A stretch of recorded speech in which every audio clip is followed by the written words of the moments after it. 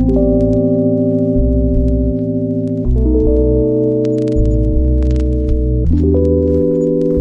दर्शकों को अश्विनी खन्ना का प्यार भरा नमस्कार। भगवान की कृपा से आप सब लोग अच्छे होंगे। आज हम बात करेंगे बच्चों की ग्रूमिंग के ऊपर, अपने फ्यूचर सिटीजन्स की। आज शाम को 5:15 एक मेरे क्लाइंट हैं, वो किसी और चीज़ पे डिस्कस करने के लिए हमारी बात चल रही है, तो उन्होंने एक मैसेज डाला, I want to talk to you for 2 minutes, what time can I call. तो बात हुई तो उन्होंने एक ही चीज़ पूछी कि मैंने अपने बेटे को ये बता रखा है कि हमारा घर लोन पे है, हमारी कार लोन पे है, ऑफिस जो है वो मेरा नहीं है, तो सर मुझे समझ नहीं आ रहा मेरी वो कौन सी ऐसी प्रॉपर्टी, मेरे कौन से ऐसे एसेट को देख के ऐसे फ्री होके बैठा है कि वो पढ़ ही नहीं रहा। तो मैंने बोला कि ठीक है, आप अपने वाइफ को लेके आना, फिर हम चीज़ों को डिस्कस करेंगे। ये पढ़ाई वाला चैप्टर जो है ये हर पेरेंट बोल रहा है कि इस तरीके से बच्चे नहीं पढ़ रहे, इस तरीके बच्चे नहीं कुछ कर रहे, लेकिन फिर भी बच्चे नहीं सुनते, तो उसका कारण क्या है। मुझे ना एक अपने पुरानी बात याद आ रही है। जब मैं सेकेंड ईयर में था तो हम लोग 3 फ्रेंड्स एक सैर कर रहे थे, इवनिंग वॉक में थे, तो किसी के एक घर से आवाज़ बाहर आती है, तो फादर अपने सन को डांट रहे हैं और ये लाइन बोल रहे थे कि अगर तू पढ़ लेगा, तेरे अच्छे नंबर आ जाएंगे, तो सरकार ने मुझे प्रमोशन नहीं दे देनी है। तो ये पेरेंट्स वाला कि पढ़ लें ये सिलसिला हमेशा चलता आ रहा है, तो इसको हम डिस्कस करते हैं। तो मैं आपको एक किसी क्लाइंट के एक्सपीरियंस से इसको कोरिलेट करने की कोशिश करूँगा, ताकि हम समझ पाएँ कि बच्चे क्यों ऐसे हमारी जो इच्छा होती है कि बच्चे पढ़ लें, वो क्यों नहीं सुनते। एक दिन एक फादर ने अपने बेटे के लिए अपॉइंटमेंट बुक किया, तो नेक्स्ट डे फर्स्ट अपॉइंटमेंट उनके बेटे का था। तो वो कहने लगे कि उसको कोई चीज़ क्लियर नहीं हो रही है, तो मैंने सोचा कि आप कोई प्रोफेशनल गाइडेंस लेके आओ। तो नेक्स्ट डे एक लड़का आया, 6 फीट 2 इंचेस, स्मार्ट और सांवला रंग। उसने आके sir, hello sir, I am so and so, तो उसने अपने रैंक के साथ अपना नाम बताया। तो मुझे लगा कि इतनी छोटी एज में ऐसा रैंक, आपके मन को खुशी होती है। तो जब मैं और पर्टिकुलर्स नोट कर रहा था तो मैंने एज नोट की 28।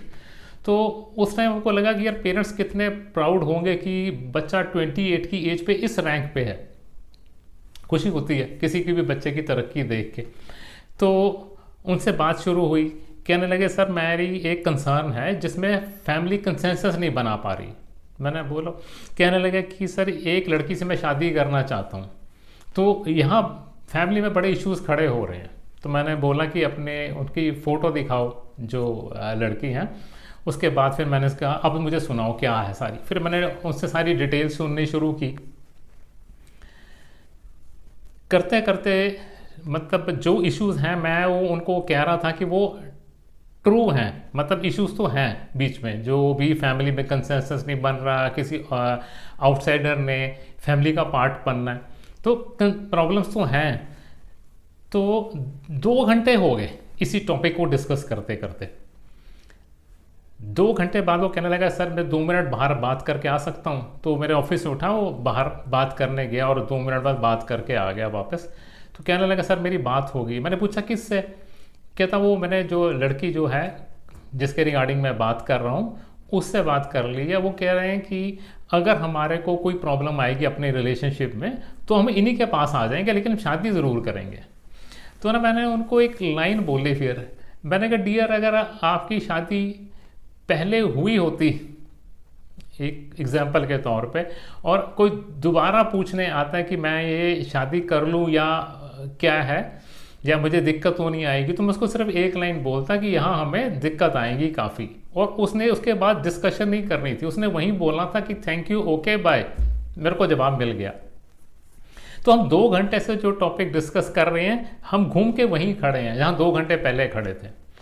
तो फिर हमने कहा कि ठीक है, अगर आप लोग इस तरीके से चलने चाहते हैं फिर आपके प्रोटोकॉल बना देते हैं टर्म्स एंड कंडीशंस का, अगर आप फॉलो कर पाओगे तो आप उसमें चल सकते हो।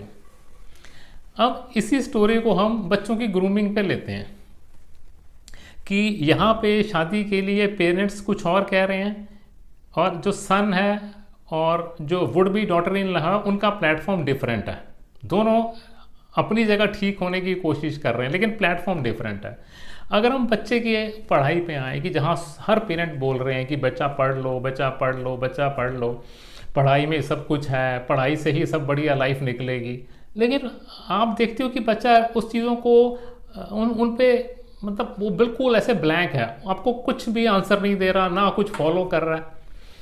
तो इसका मतलब है कि कहीं हम डिफरेंट प्लेटफॉर्म्स पे खड़े होकर सोच रहे हैं।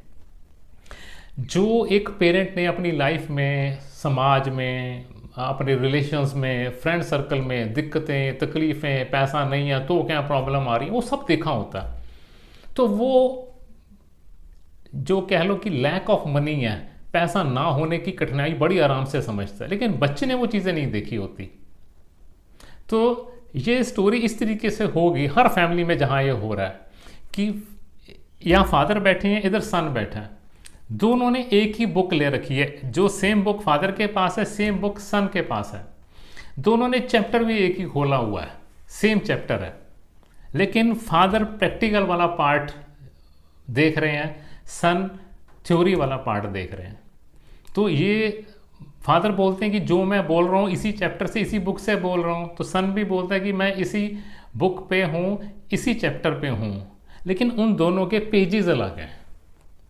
तो इसी तरह से हमारी ज़िंदगी में भी जब हम बच्चे को समझाने की कोशिश कर रहे होते हैं कि बच्चा पढ़ाई करो, इस पे फोकस करने की कोशिश करो और इसी से आपकी लाइफ इजी हो जाएगी, बच्चा एक और प्लेटफॉर्म पे चल रहा होता है क्योंकि उसने ऐसी दुख तकलीफें प्रैक्टिकली नहीं देखी हुई हैं। तो इस चीज़ को कन्विंस करने में बहुत टाइम लगता है, आपको बहुत एफर्ट लगाना पड़ेगा। आप यूँ समझें कि अगर हमने अगर स्प्राउट्स बनाते हैं तो हमने एक मूंग दाल को स्प्राउट किया, तो जब दाल स्प्राउट होके एक प्लांट की फॉर्म में आना शुरू हो जाती है तब उसको हम दाल नहीं कहते, तब उसको हम एक छोटी सैपलिंग कहने लग जाते हैं।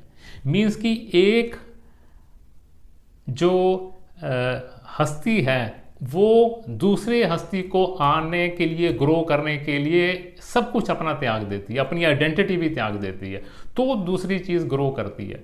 तो अगर हम अपने बच्चों को लेके, ये पढ़ाई को लेके, क्योंकि हम बहुत बार बार हर पेरेंट की ये चीज़ आती है, तो अगर हम इन चीज़ों को लेके अगर हम बहुत ज़्यादा कंसर्न्ड हैं तो हम इस चीज़ को भी साथ मान लें कि इसमें बहुत एफर्ट लगेगा, ये आसानी से नहीं होगा, ये आपको सिर्फ कह देने से नहीं होगा कि पढ़ लो, पढ़ाई का बहुत फ़ायदा, अदरवाइज आपको प्रॉब्लम आएगी, इससे नहीं होगा सॉल्व, क्योंकि वो अभी थ्योरेटिकल फेज में है।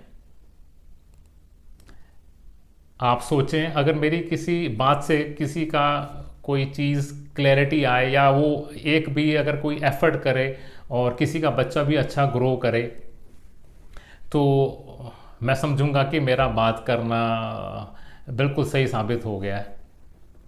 अगर मेरी बातें आपको अच्छी लग रही हैं तो हमारे चैनल को सब्सक्राइब करें, शेयर करें, लाइक करें, और अगर आपको लगता है कि किसी को और भी ऐसी चीज़ की ज़रूरत है, शायद उनको ये चीज़ समझ आ जाए, शायद उनकी रिक्वायरमेंट हो, तो उनको शेयर भी करें।